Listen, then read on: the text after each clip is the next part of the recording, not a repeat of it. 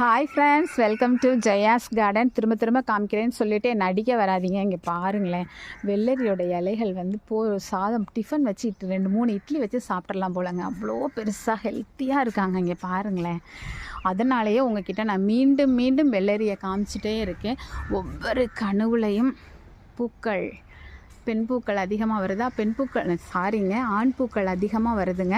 ஆண் பூக்கள் அதிகமாக வருது, பெண் பூக்களையே காணோம்லாம் கவலைப்படக்கூடாது. ஆண் பூக்கள் தான் முதல்ல அதிகமாக வருவாங்க. அதுக்கப்புறம் பாருங்கள், டண்டடங், பார்த்திங்களா? இது மாதிரி மேலெல்லாம் நிறைய கிடக்குறாங்க. ஆனால் எனக்கு காமிக்க முடியல. இதில் என்னென்னா, வெள்ளரி வளர்க்குறது நானுங்க. கஷ்டப்பட்டு அதுக்கு எல்லா பாடும் பட்டு அதை வளர்த்து விட்டால் நமக்கு காயே கிடைக்க மாட்டேங்குதுங்க. நான் வரதுக்குள்ளே நம்ம வீட்டில் யாராவது பறித்து பிஞ்சாக இருக்கும் போதே சாப்பிட்ருவாங்கங்க.